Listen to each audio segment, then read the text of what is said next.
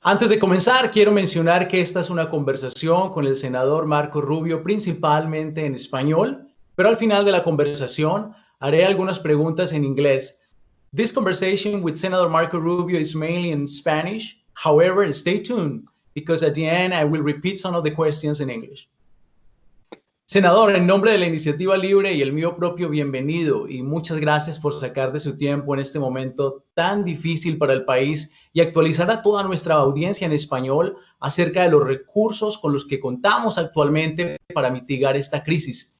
Quiero mencionar Muy que el bueno. senador Rubio también es el presidente en el Senado de la Comisión de Pequeñas Empresas y Emprendimiento y uno de los arquitectos y el que introdujo en el Senado el Paycheck Protection Program. Senador, bienvenido.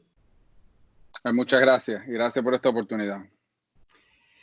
Senador, quiero empezar preguntándole, estadounidenses en toda la Florida y a través de la nación, millones de ellos, familias hispanas, están preocupados por el impacto del COVID-19. Así que antes de entrar en el tema y en detalles con la ley CARES o el CARES Act, permítame preguntarle, ¿qué cree usted que podemos esperar para las próximas 2 semanas con relación al desarrollo de esta pandemia en nuestro país? Bueno, ojalá que hayan avances en términos de que los números de nuevas infecciones y personas en hospitales empiecen a disminuir. También que haya algún tipo de avance o anuncio sobre que se haya desarrollado algún tipo de tratamiento antivirus, porque eso va a ayudar muchísimo a subsanar el impacto que tiene esta enfermedad a las personas que son afectadas.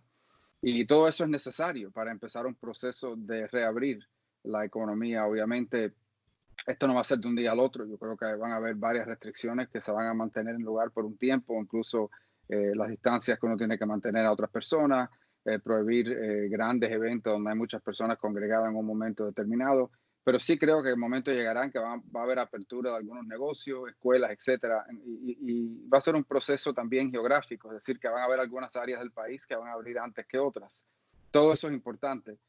Pero a la misma vez hay que crear la capacidad médica para poder lidiar con esto y no tener el tipo de crisis en el futuro que hemos enfrentado ahora, porque esta enfermedad va a estar con nosotros hasta que se pueda desarrollar una vacuna. Es correcto. Entonces, en términos de fechas, no hay una cierta por el momento, pero se está trabajando en ese proceso. ¿Es correcto? Así es, yo creo que cualquier persona que diga que ellos saben una fecha determinada, todavía eso no se sabe, ¿no? Eso es una decisión que se va a tener que hacer basada en los datos y los hechos, y eso ha cambiado cada día, cada semana, pero el pueblo lo ha hecho muy bien en términos de seguir, ya hemos visto que seguir las instrucciones, ya hemos visto que muchísimos de los modelos que se ofrecieron al principio han empezado a disminuir, obviamente números muy serios de todos modos, pero eso es resultado a que las personas están tomando las medidas preventivas necesarias. Correcto. Perfecto. Entremos en materia. Gracias, senador, por responder esa pregunta que tienen muchísimas personas que nos están viendo en este momento. Senador, pequeñas empresas en la Florida y en todo el país se han visto significativamente afectadas por el coronavirus. Usted ha trabajado firmemente desde el Senado para asegurarse que hayan recursos disponibles para estas pequeñas empresas. ¿Qué recursos están disponibles para las pequeñas empresas a través del paquete de ayuda recientemente aprobado, conocido como el CARES Act o la ley CARES? ¿Qué ayudas hay para esas pequeñas empresas?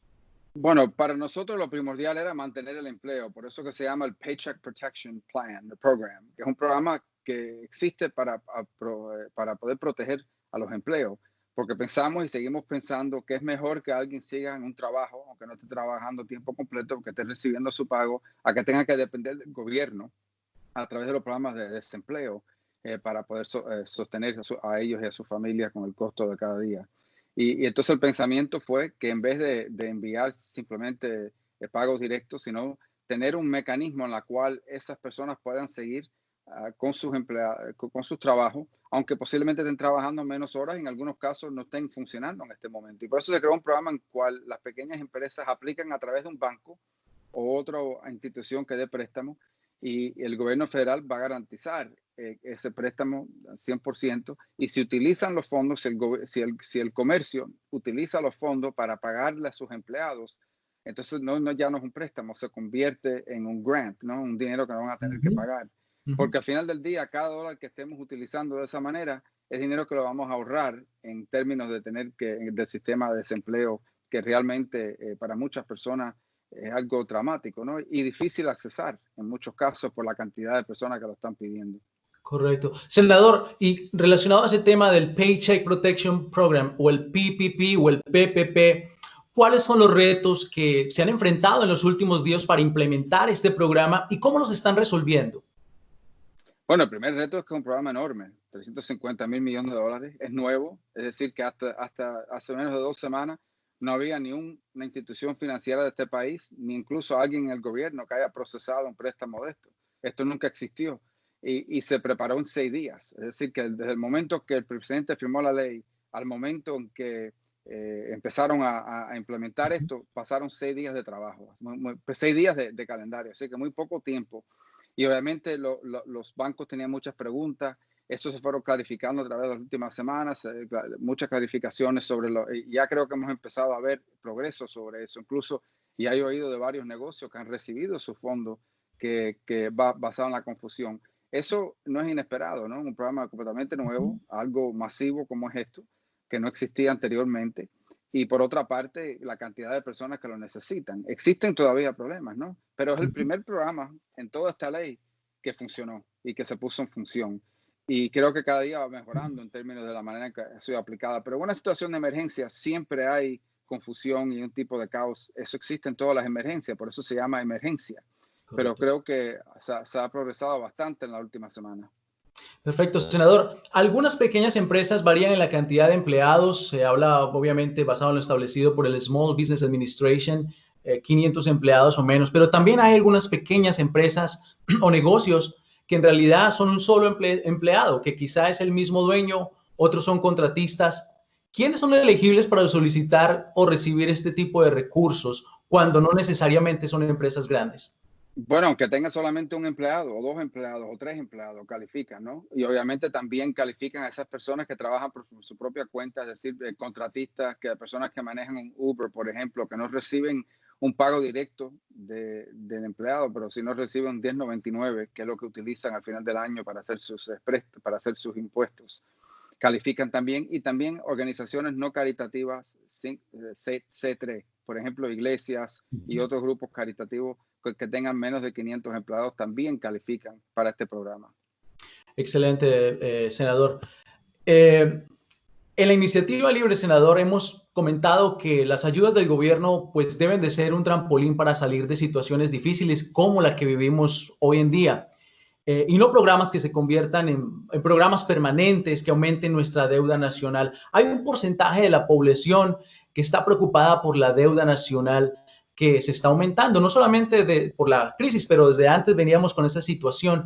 ¿Cómo piensan abordar ese tema de la deuda nacional después que se afronte y pase el tema de esta crisis con el coronavirus? No, es parte de esta crisis, es algo bien preocupante. Desafortunadamente, no solamente Estados Unidos, sino todos los países del mundo están entrando en un momento de deuda por la emergencia nacional que están enfrentando ellos también.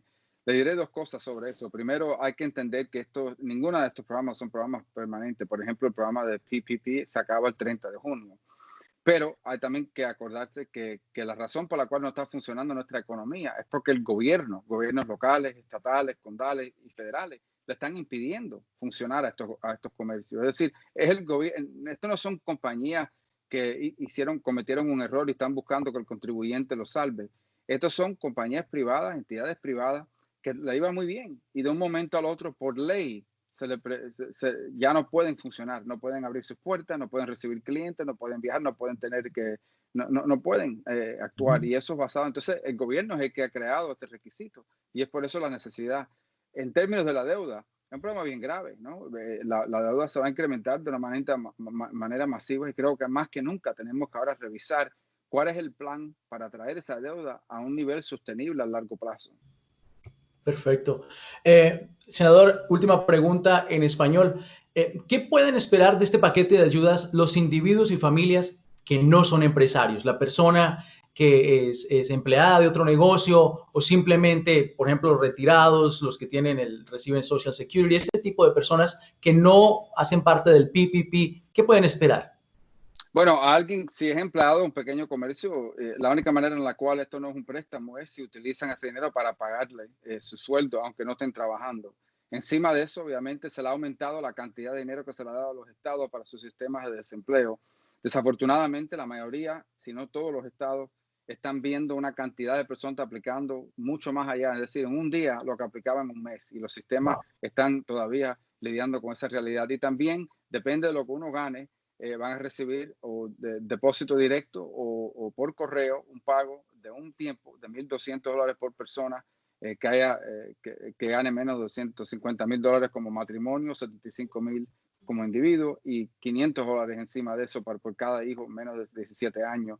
Eso es un pago de una vez, no es permanente, es decir, eso no va a pasar todos los meses, pero para muchas personas es un alivio, un tipo de ayuda. Obviamente este es un problema muy serio que estamos enfrentando, que no tiene precedente en la historia moderna de este país. Correcto. Senator, now I'm going to switch to English. I'm going to ask you two questions in English for the English-speaking audience that we have right now. Yeah. Senator Rubio, again, thank you for joining us today. Thank you for being with us. Question number one is, Senator Rubio, small businesses across Florida and across the nation have been seriously impacted by coronavirus. Many people who work for small businesses are facing unemployment or potential unemployment. You firmly pushed to ensure that there were resources made available for the small businesses. What resources are available to them through the recently approved relief package known as the CARES Act? Well, for us, we have focused on a program called Paycheck Protection Program, PPP. And what it's designed to do is to put money into the hands of a small business in the form of a forgivable loan, meaning they don't have to pay it back if they use that money to pay their employees. They get 250% of monthly payroll, which they need to use at least 6 to 8 weeks of it to pay their employees their salaries and benefits. They can use a portion of the rest for rent or for utilities. But the goal is to keep people off of the unemployment line and attached to their employer as long as possible. And so theoretically, every dollar you spend keeping someone attached to employment is a dollar you won't have to spend on the unemployment system. And that's been the goal of the program. And today, as we're recording this, businesses that applied and were approved are beginning to receive these funds. It had a slow start, as any massive program like this would have, but it's not it's a temporary program. It's not permanent. This is not forever, but it's certainly going to provide a lot of help for a lot of small businesses and their employees. Perfect. Senator, we all understand that unprecedented crisis we are fighting together, creating massive unemployment or potential unemployment. But what do you say to the people who see trillions of dollars in new spending from Washington and have legitimate concerns about the debt, the deficits, and the future fiscal health of our country? How do we make sure we aren't setting ourselves up for another crisis down the road? Well, unfortunately, every country in the world is now debt spending because of the magnitude of this crisis. And unfortunately, the only way to address it is to shut down our economy, which is what's happened here. I think the first thing we have to make sure is that these programs that are emergency programs are designed for the emergency and do not become a permanent feature of our spending, because that's not sustainable. And the other is that part of our conversation moving forward after this crisis is not just how to restart our economy, which is important, but also what do we do with the massive new debt that we've now taken on? Even if a lot of that debt is at 0% interest, it still has to be paid back. So I think part of our conversation moving forward is the urgency this is going to create more than ever before to address our national debt and bring it on a path towards sustainability from where it's going to be at the end of this crisis. And frankly, we're not done addressing it yet. And the only thing I would say to everybody is none of these programs are designed to be permanent. And understand that the reason why these businesses are not functioning is not because they made a mistake and are looking for the government to bail them out. It's because they were told by the government, you need to close your doors. You were having a good year, but now you must close and you can no longer take in clients or customers. In essence, the government has shut down the economy. It has imposed this cost. And we have to have an economy to restart when we get going here. But the debt's going to be a big problem that we're going to have to make part of the solution. It's something we have to address. Finally, Senator, what do you see, or what is expected for the next 2 weeks related to the pandemic and everything? What is expected in the country? How do you see when do you think you want to start reopening the country for business? Well, I don't think anyone can give you that date. What I can tell you the next couple of weeks that we want to look at is, number one, what is the rate of infection? What is the rate of hospitalizations? You want to start to see that number stabilize and coming down. The second is, are we using our time wisely to develop the ability to test people, identify cases and isolate them? Are we building our medical capacity? Are we making advances in the development of antiviral medications, which diminish the impact the disease has on people? All these will be critical, because what we don't want to see is a reopening that leads to a second wave. I think it's also important to know the reopening is not going to be all at once. We're not just going to automatically go back to the way things were on March 1st or March 12th or whatever date this all began. It's going to be a gradual reopening, some areas geographically ahead of others. And I think some of the distancing requirements, 6 feet apart from each other in line at the grocery store, the number of people that can gather in a restaurant or a sports venue at one time, we're going to be living with some of those restrictions for some time until a vaccine is developed or we have better antiviral treatments available. But I think it's going to be a phased reopening, but no one can tell you when that date is. But the faster we can bring the numbers of new infections and hospitalizations under control, the faster I think we can get to that point. Senator, on behalf of the Libre Initiative, I want to thank you for joining us today in this conversation. Senador, en nombre de la Iniciativa Libre, muchísimas gracias por unirse a nosotros en esta conversación. Es información muy valiosa para toda nuestra comunidad y de verdad muchas gracias por el trabajo que está haciendo por todos en el Senado. Muchas gracias, César. Muchas gracias.